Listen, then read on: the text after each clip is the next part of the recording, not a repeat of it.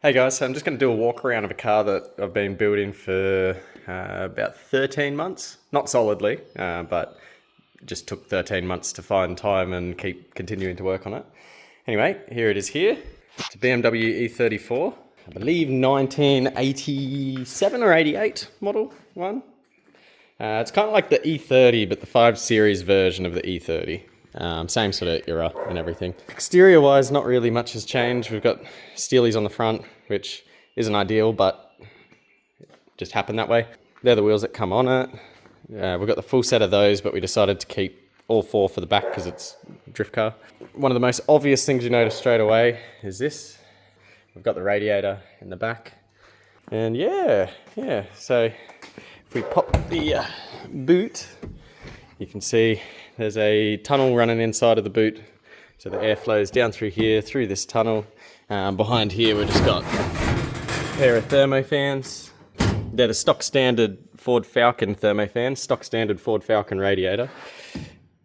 Bet you know what that's off. That's AU Falcon. But pretty much we've made this diffuser underneath here, which goes into this area, so that it's got plenty of flow. What else have we got in this puppy? Engine wise, it is running the almighty Barra. I was meant to do this video much earlier, just didn't get around to doing it, so we have actually had one track day with it, but luckily for you guys, the track day didn't quite go as planned. We had many of drama. Engine running, pretty much jumping into like limp modes and whatnot. And then suspension way too soft. We weren't running a front sway bar because it didn't fit with the Barra, but we since fixed that since coming back from the track, so now it's working. I'll show you some footage of the track. It was basically just spin out after spin out. Yeah, buddy!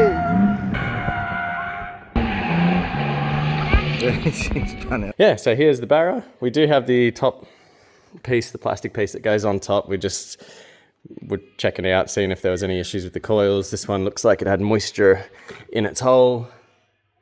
Lovely. The rest all looked okay, but we're going to do plugs on it and swap the coils out anyway, just so that next time we don't have to think about it. It's got the stock standard computer out of that car as well. I ran the fuse box from the Falcon 2. Wiring was a bit of a headache, but we got there in the end.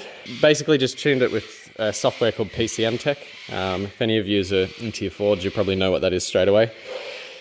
They got like 3 different levels of PCM Tech. You've got enthusiast, you've got professional, and then you got workshop. I wish I had workshop, don't have workshop. We went for professional, which the only reason being was because in the enthusiast version, pretty much the enthusiast version is just for if you had this motor in its original car.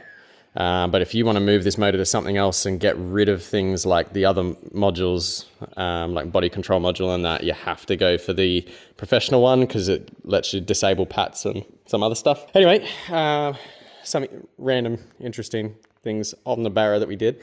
So it's got the standard Barra power steering pump. We're running the standard BMW power steering box, and we just literally hooked the lines up. We had to do a bit of change of fitting on one of the hoses and that, but it works. I mean, the pump's noisy, but I think that could just be standard Barra pump noises because they seem to chew through power steering pumps. But yeah, it could also be the fact that it's made it up to a power steering box that it was not meant to be made it up to. And we're lucky the original motor had the exhaust side on this side, so it already had a heat shield for this, which is good. We didn't have to make anything.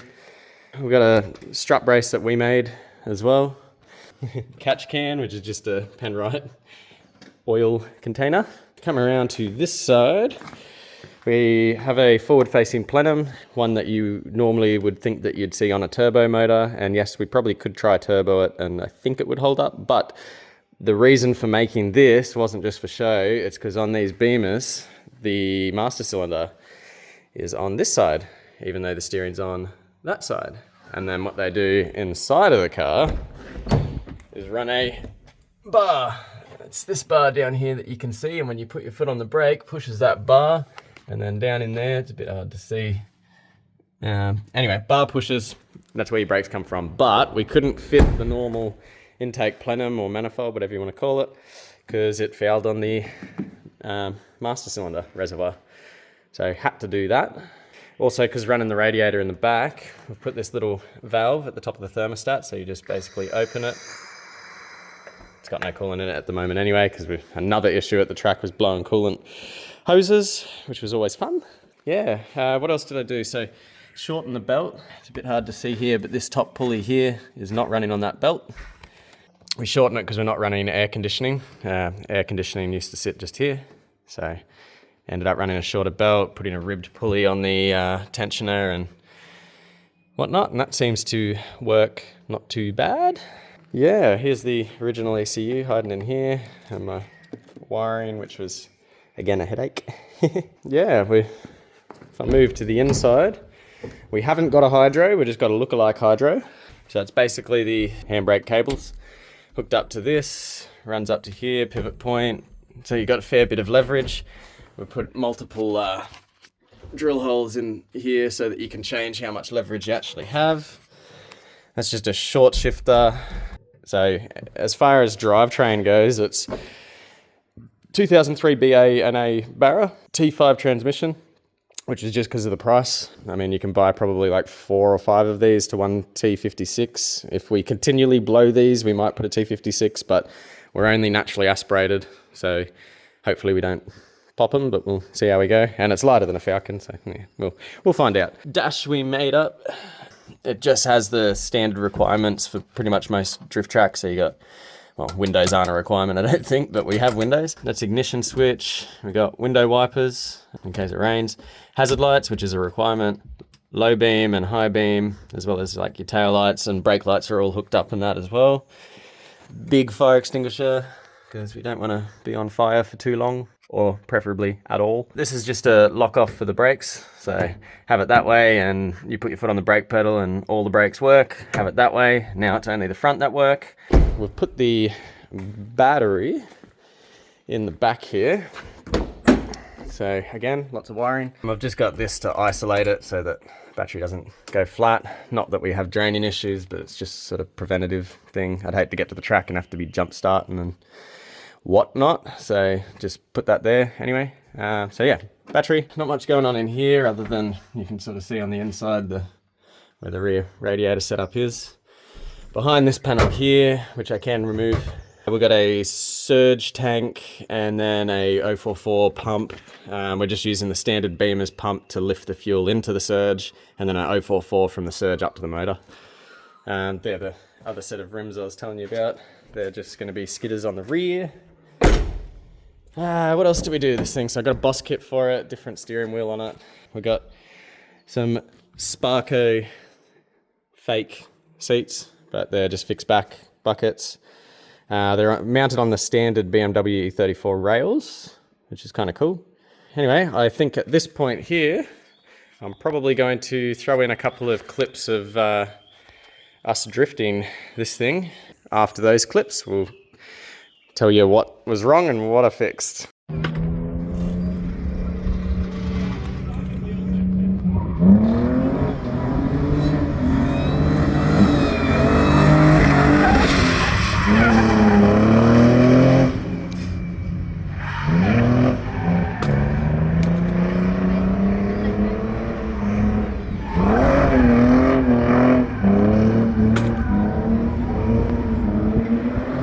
Got it now.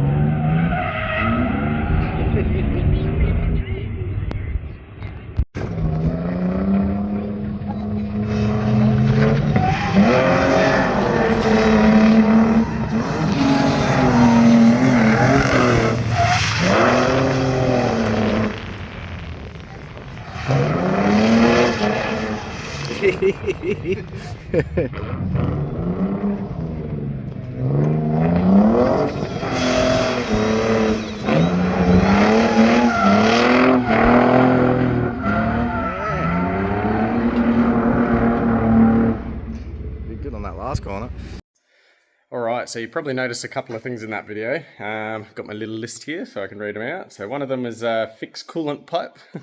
Kept blowing a coolant pipe. It was kind of our fault. We, with all the coolant pipes, we didn't think about flaring them so that the like rubber hoses wouldn't slide off under pressure. So we're flaring all of them. We've already done all the ones that are in the boot. We just need to raise the car, which I'll do soon on the hoist, and then do the ones that are underneath the car that run from the front to the back. We didn't have those ones blow off, but I feel like now that we've fixed the one that was blowing off, those ones are the next ones to blow off, so we'll fix those ones. The next issue was the bogging issue. So as I was saying, this car has that PCM tech running in it. As far as the computer's concerned, it's in a BA Falcon, which it's definitely not. I tried to disable everything before we went, but there was definitely stuff I missed. So one of them was like throttle guard, which was enabled at the track day. And I think what was happening is we'd be trying to get up it, and then probably about halfway through the corner, it's thinking that you're skidding out and it's worried, so it cuts the throttle off or like starts chopping back on it. The next one, there was another one in there for throttle shutdown, which I had to change. There was heaps in there, like heaps of stuff. I just ran through because we didn't know exactly what issue it was because I didn't data log the day, which I should have done. So it's sort of just touch and go as to whether I did fix the issue, but I have mucked around with a fair few things in the software just to see. Next one that you probably noticed was suspension. The car was like body rolling a lot. Issue with that was we didn't put the sway bar in. Reason we didn't put the sway bar in because motor sat so low that the bell housing of the gearbox was touching on the sway bar in its original spot. So anyway, as soon as we got the car back from the track, we've put spacers in the sway bar to drop it down a little bit, checked that the link pins aren't touching anywhere. The other thing was ride height. This was sitting really high at the back before and a little bit higher at the front. So I've lowered the front down just a little whisker. Rear I've lowered like a lot. That's mainly because I was thinking of it, use this for an example. If the car's sitting up at the back, if you push forward on it, it wants to flick up. If it's sitting neutral, when you push forward, it just pushes in. So it should push through the drifts a bit better and not try and lift up at the back and dip the front down.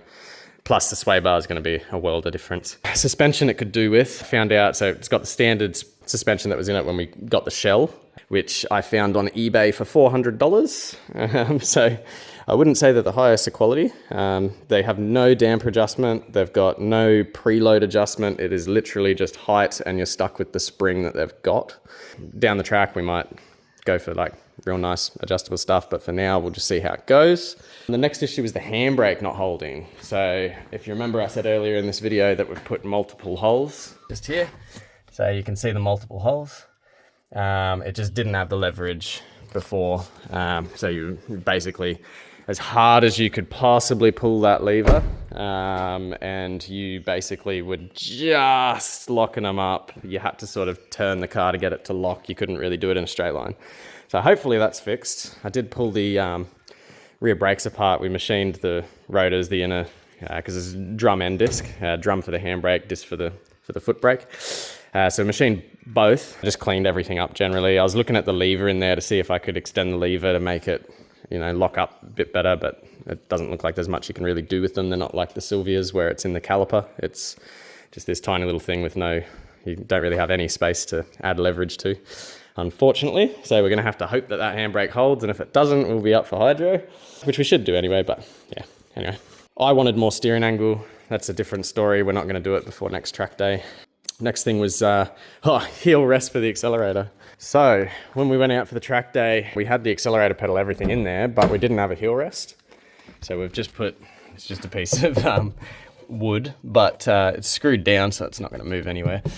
Before, this cavity here, which doesn't really look that deep, but it is fairly deep, you basically had a floating accelerator pedal, which if you know anything about throttle control, not ideal to have your foot like elevated. You can't really control the throttle much at all, very difficult.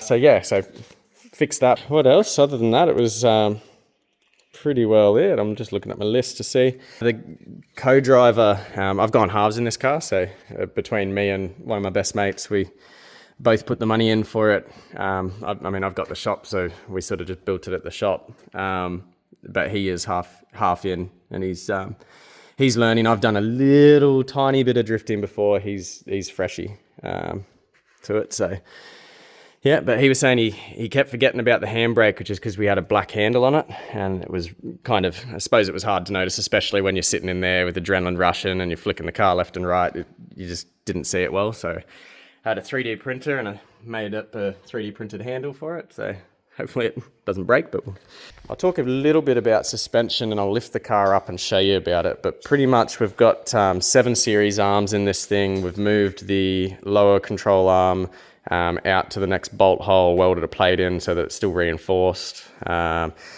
had to adjust obviously your tie rod ends and that. Once you did all of that, you were able to adjust the steering bump stops, aka you just take a grinder to them and shorten them down. It's pretty much at its max capacity for lock, which I still don't think is enough. So I'm gonna have to go cut and shut knuckles is probably the easiest way to do it from here. The only thing is the actual tire is going to hit the inside of the wheel well if we go any more than what we are. So your options is chop out the inner well, which won't work too well because it's actually up against like the chassis rail, the main rail. So if we notch that, we'll have to reinforce it a lot, or space the wheel out. Yeah, that's front suspension down. The rear suspension didn't really do too much to it. The rear subframe, took it out and then lathed up some mounts for it, so it's all solid mounted, which is good. So it doesn't have too much movement in the back. As for the subframe goes, it doesn't move around too much. We've got a single piece tail shaft that's been made up with a billet front piece on it. So hopefully no braking. Gearbox is solid mounted. Engine is solid mounted. So there's pretty much no movement through the entire drivetrain. If you dump clutch, it just wants to spin the wheels. It doesn't want to twist everything else up, which is good. It does make the car a little bit vibrational, but yeah, everything sort of is a sacrifice in this. You make it good for one thing and it's bad for another. All right, I reckon I'm going to get this puppy up on the hoist and I'll show you what we've done with the all the arms and that. And yeah, show you the coolant pipes as well, running to the back. Okay, so this is what I was saying with doing the rear brakes. I did get carried away and decided to paint the calipers as well because they looked pretty horrid. Just smashed that out last night real quick. Diff, didn't mention diff. We pulled the diff apart, just basically welded it. So it's a standard E34 diff out of this used to be a 525i, so it's the 2.5 litre. I think, could be wrong, so don't hold me to it, but the V8 version of this car, I think it had a bigger diff and bigger axles and that, so if we ever start snapping axles or breaking diffs or whatever, I'll look at that as a potential option. I think they did. Again, don't hold me to it. First, most noticeable thing is these coolant lines. They're, doesn't really help with not much light, but they do run into the boot there, bottom of the boot. They run down here. These are the parts we were talking about flaring. So there's no flares on these are just pushed on and clamped. So we're gonna take all of these off, flare this end, flare that end, flare that end. These run down, they're solid mounted to the car, they don't move. Flare these ends, and then I think there's another couple of pipes up in here that we're gonna flare as well. Once that's done, we don't have to worry too much about coolant leaks, hopefully. We have got a side exit pipe. Just comes off here, it's chopped like a little oval, looks kind of cool. Is running a muffler. I did get told at the track, someone thought this had a straight pipe on it, and they were talking about apparently with the Barra's back pressure is a thing, and if you don't have enough back pressure, you lose a lot of your mid-range power and torque, and you keep your high range, but you lose your mid-range. It does have a muffler on it. You can see it's offset, but it is a straight through system. So it goes straight through, it's just got a bunch of holes in it. So it's pretty high flowing. We're not gonna worry about it this time around, but we might look into whether or not it, if we put a bit of back pressure to it, if it runs a bit better. Here's the sway bar issue I was telling you about. See the gap between the bell housing and that? There's our little spacers up in here. Without the spacers, we touched, hence why we didn't run a sway bar for the front on the first run. Link pins are standard. As you look at the angle on it, the sway bar actually comes down. When the car sits flat, it sits flat. So I don't know what standard, I imagine it was on a downward angle from factory. We've made it more flat. I don't know whether that's gonna make it better or worse, but we'll find out. It's clearly gonna have to be better with a sway bar than without one. So either way, we're gonna we're gonna win. Here's the bump stops I was telling you about.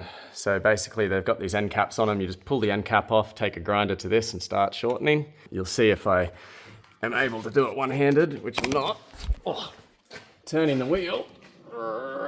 Oh, sorry, just trying to steer that out.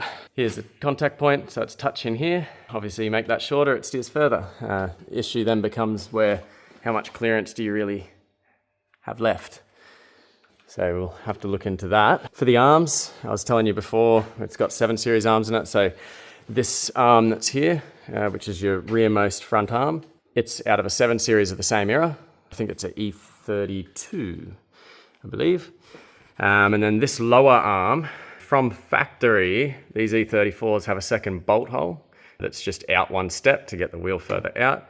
We've moved it out there. This plate under here that you can see the weld running across like that doesn't exist. So you got to put a plate in there because otherwise you move it out here and it's a bit weak. So plate it so it's not weak, both sides obviously. You can see those solid mounts in here. I might have to turn the flash on for you. But there's just this box section. There's literally no bushes whatsoever, not even polyurethane or anything. It's just straight up. Nope. Here's your solid rear subframe mounts. There's the one-piece tail shaft, which one-piece tail shaft in this is a bit of a pain because the rear subframe has this bow on it. So you got to bolt this up with the tail shaft in. The motor has to be forward, and then you have to line this up and push the motor in on it. There's no way to get, so if I wanted to take the tail shaft out of this, I got to release the motor and pull the motor forward. I can't get it out any other way, which is a bit brutal, but I mean, the tail shaft's probably the highest horsepower rated thing in this car, so hopefully it doesn't let go. Before anyone says anything, yes, we are going to run braces across to stop it from killing us if it comes out, because we don't really feel like dying. Pretty good other than that. I mean, another thing you'll notice in the video is the power steering whine. Could do something about that, but we're not going to bother. Power steering works, it's just noisy. We've got spare pumps, so we'll just bring a spare pump with us, and if it decides to kick it, we'll put another one in. Your cut and shut knuckle idea, that's just taking this point here, which is your tie rod, connected to your steering arm. Taking this point here, you make a chop, make another chop, you shorten that to there, sort of thing, and then it just pushes it further and pulls it further. But we're going to have to space the wheel out because obviously clearance issues. Either that or trimming, but we'll do that first. We'll see where it touches and we'll just sort of base what we're going to do from there.